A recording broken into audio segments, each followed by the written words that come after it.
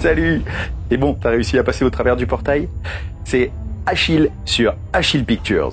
Aujourd'hui, on va voir ensemble comment faire justement ce petit effet et plus généralement comment utiliser le plugin Saber sur After Effects. Et on va voir ensemble comment point par point transformer une baguette normale en sabre laser. En sabre laser ou en épée flamboyante ou en épée électrique. Enfin bon, allez, tout ça pour dire, on repart sur l'ordi et on va voir tout ça ensemble. Donc dans un premier temps, sur la timeline de Adobe Premiere, ici j'ai le métrage du drone, de la vision en drone donc, et en dessous j'ai le métrage sur lequel je parle. Je suis en train de vous appeler et puis de dire allez venez, etc. Donc ce que je vais faire, c'est que vous voyez ce métrage est lié avec la vidéo et le son. Donc je vais rompre le lien et je vais sélectionner juste les deux vidéos, c'est-à-dire celle du drone et moi. Je fais clic droit et là je choisis remplacer par une composition After Effects. Voilà, donc là After Effects me demande d'enregistrer un nouveau projet. Donc je vais le nommer tuto à After Effects Cyber et enregistre. Alors, quand je regarde dans le projet, j'ai bien la composition qui est ici, qui représente un peu comme la timeline de Premiere. Et ici, j'ai bien donc mes images vidéo, donc l'image drone et l'image de moi. Donc, on va faire un suivi de caméra 3D. Par contre, ma composition est en 1920 par 1080 et mes images de drone sont en 2720 par 1530. Or, pour un suivi de caméra 3D, il ne faut pas de modification. La résolution, il faut garder la résolution de celle du drone. Donc, je vais changer la composition. Donc, dans paramètres de composition, je vais rentrer 2720 par 1530, qui est la résolution de la taille du drone. Mais du coup, vous voyez que l'image ne fait plus la bonne taille, elle ne va plus jusqu'au bord. Que ça soit celle du drone ou celle où j'apparais. Donc ce que je vais faire, je vais agrandir les images pour que elles s'agrandissent de manière proportionnelle. Je tiens la touche majuscule enfoncée. Et donc l'autre, pour les images de drone, je vais les transformer et je vais directement dans échelle et je mets 100%. Voilà. Donc maintenant, vous voyez les deux vidéos, elles sont aux tailles de la composition. Maintenant, quand on les réintégrera dans le montage, on va les réduire. Donc maintenant, on va rajouter un suivi de caméra 3D. Donc je prends le effet et je le glisse sur le métrage. Voilà. Donc là, ça fait un petit calcul. Analyse en cours. Il y en a pour 2-3 minutes à peu près. Donc, ça peut aller plus vite chez vous, ça dépend de la puissance de la machine. En attendant, moi je mets en pause et je vous reprends juste après. Voilà, donc là, le suivi. Donc, on va appuyer sur le petit rendu caméra 3D a réussi. Je vais ici pour augmenter la taille, ajuster. Et vous voyez, il y a des petites croix et il y a une cible qui apparaît. Donc cette cible représente le plan qui va servir pour le suivi de caméra 3D et le suivi de l'objet. Donc à peu près ici, oui, ça m'a l'air pas mal. Je vais un clic droit et créer un objet 3D, enfin un objet nul et une caméra. Voilà. Donc là, vous voyez ici dans la timeline, il m'a rajouté un objet nul et une caméra. Ok. Maintenant, on va créer un nouveau solide. Donc clic droit, nouveau, solide. On va l'appeler masque. portail. OK. Et dans ce solide, on va tracer une ellipse. Pareil, je tiens la touche magent foncé pour faire un cercle. Donc, maintenant ce solide, on va le passer en objet 3D en cliquant pour faire apparaître le petit cube. Et on va copier la position de l'objet nul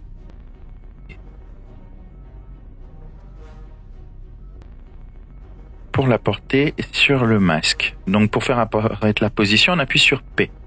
Donc là, il nous a mis le masque en bas, au même endroit que l'objet nul. Donc on va le déplacer avec l'objet de sélection, sinon vous pouvez taper sur la touche V.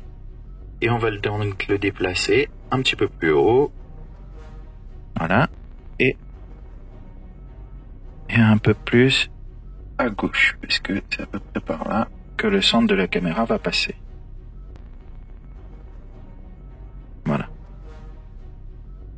Après, on a besoin que, à la fin, l'objet occupe tout l'espace. Donc on va à la toute fin. On va aller dans vue du haut. On va réduire un peu la taille du zoom. Et on va déplacer l'objet. Donc là, vous pouvez aller sur masque de l'objet, vous cliquez sur P pour afficher sa position, et on va le déplacer donc selon l'axe Z pour l'amener dans le champ de la caméra. Voilà. Donc là, on va le repasser en vue active, et maintenant, on va le déplacer à la main. Donc, on va un peu le glisser donc, pour qu'il soit bien aligné avec la caméra. Voilà. Et après, on va le rapprocher en modifiant la valeur de Z.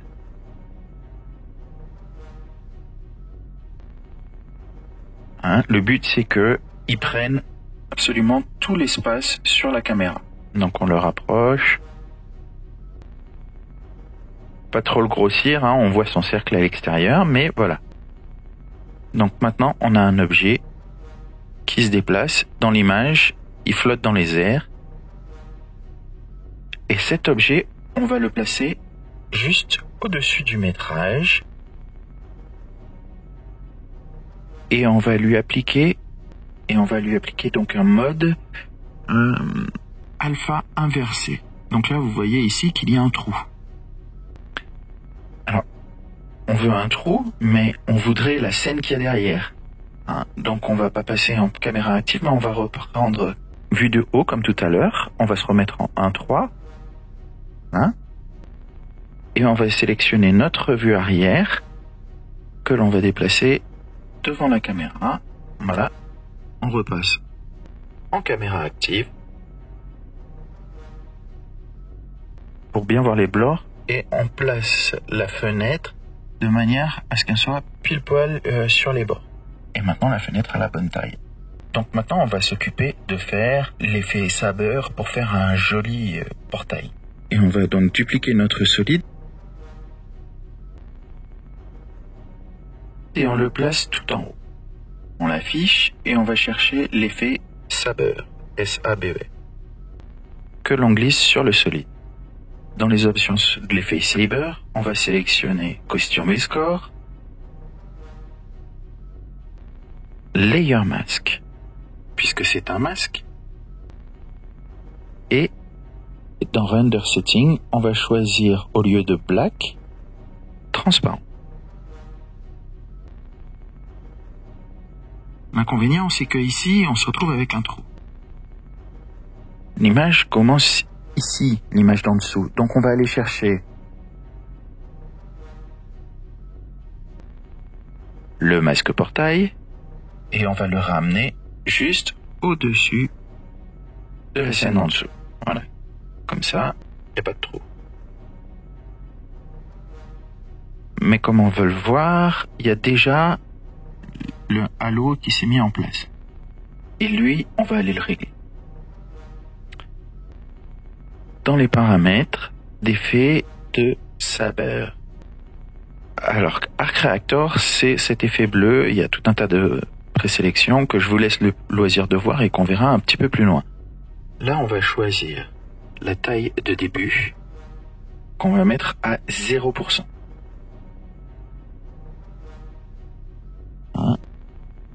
Voilà. Après, au bout d'une seconde, on va changer. On va le mettre à 78%, ça me paraît pas mal. Et en même temps, on va le faire tourner de une seconde, voilà, 2 tours. On va le faire tourner donc de 2 tours.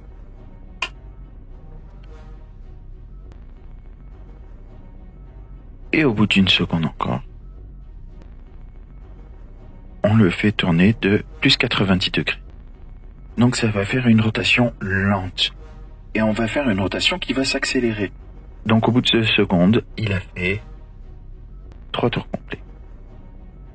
Et là on remet 0. Voilà, donc au bout d'une seconde, il est à 70%. Et on va mettre aussi une évolution sur le masque.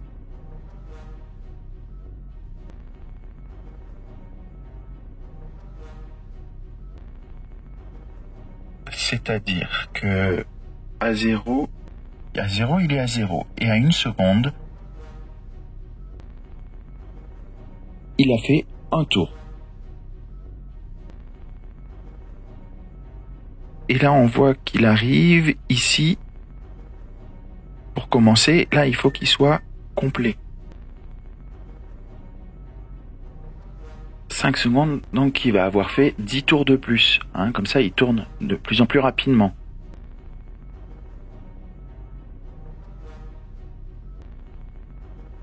On va bouger les end offset, comme ça, quand il se termine, enfin, le moment où il se termine. Donc au début, on le met à 0, puisqu'il se termine pas, il commence pas, il se termine pas. Et ici, on le met à 100%. Comme ça, petit à petit, ça fait un trait qui grandit. Voilà. Ce qui va donner un espèce de mouvement rotatif qui s'allonge petit à petit pour être de plus en plus proche du début, et de faire un anneau circulaire. Donc sur Adobe Premiere, maintenant, il ne reste plus qu'à appliquer l'effet recadrage automatique. Donc dans le panneau effet recadrage automatique que l'on applique sur tuto sabre laser. Et voilà, donc maintenant il s'agit de faire les sabres laser. Donc le sabre est censé démarrer à partir de là. Donc ce que l'on va faire, c'est que l'on va créer... Bon, d'abord on va dupliquer ce calque, CTRL D. On va aller maintenant sur suivi, suivi de mouvement, position et rotation. Et là on va placer les 2 points de suivi, donc sur les extrémités de ma baguette. Donc de ce côté, de là, voilà. Et maintenant on laisse travailler la machine. Faut corriger un peu de temps en temps. Bon, je vous passe le suivi, mais voilà, le suivi de cible est terminé pour toute l'épée, sur toute la scène. Et on va appliquer les effets de saber. Par défaut, on a ce trait bleu qui a un sabre, avec core start et core end. Ce sont les points de début et de fin du sabre. Donc ce que l'on va faire, c'est on va relier les points de début et de fin au point que l'on a traqué. Donc pour faire ça, c'est tout simple. On va prendre un peu de hauteur dans la timeline. Donc on a les points de suivi, suivi de point 1, suivi de point 2. Et là on a l'effet saber avec core start et core end. Donc on les relie en prenant et en tirant. Point d'attache, voilà. Je lâche et maintenant on fait la même chose avec le core end que l'on va au point 2 de point d'attache. Et là maintenant on a bien notre sabre, mais par contre c'est tour noir. Donc pour régler ce problème, on va dans Render Setting, on clique sur Completion Setting. Et là, on ne me prend pas black, mais on prend transparent. Voilà. Et donc, maintenant, le sabre laser qui apparaît. Et moi, ce que je veux au départ, qu'il y ait le sabre laser, après que l'on ait l'épée flamboyante, et après, je veux l'épée électrique. Donc, pour ça, je vais jouer avec les presets. Mais il faut cliquer sur le petit chronomètre du preset, mais la couleur change, la taille, tout ça change, et je dirais même que vous pouvez activer tous les chronomètres, parce que on connaît pas les presets et on ne sait pas quels sont les paramètres qui sont modifiés. Donc là, j'ai mon preset sabre laser. Je vais l'affiner après, mais d'abord, je vais aller me placer sur épée flamboyante. Hein. Donc voilà, j'ai pris un preset fire. Et puis, je vais continuer à avancer. Et je vais aller chercher donc une épée électrique. Je crois que c'est ça que je dis dans le footage. Et donc dans l'épée électrique, ma foi, le plugin électrique, le preset électrique ou arc générateur est assez sympa. Après, je vous conseille de tester par vous-même. Après, maintenant, il ne reste plus que l'apparition et la disparition. Donc pour ça, on va dans Customize Core. Et donc là, on va faire bouger la hand size que l'on va, on va activer le petit chronomètre pour activer les clés. Et au début, on le met à 0. Mais vous voyez qu'il y a quand même quelque chose. Donc, on va mettre aussi le hand offset à 0. Voilà, pour faire disparaître complètement. On a fait avancer de quelques images. Et là, on va les remettre à 100%. Et comme ça, il y aura l'apparition. Par contre, pour la fin, la disparition, je ne veux pas le faire disparaître comme un sabre laser classique de Star Wars, mais donc je ne vais pas faire modifier le end, mais je vais faire modifier le start offset. Donc le start offset et le start size, que l'on va faire passer de 100 et de 0 à 0 et à 100. On enregistre, et voilà, on fait un petit rendu, et voilà. Donc là, l'effet, maintenant, il n'y a plus qu'une question de sound design à mettre en place, mais l'effet est terminé. Voilà, donc j'imagine que tu as compris comment fonctionnait ce plugin.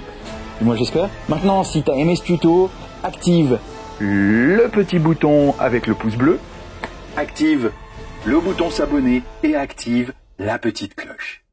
Moi, je te dis à la prochaine vidéo.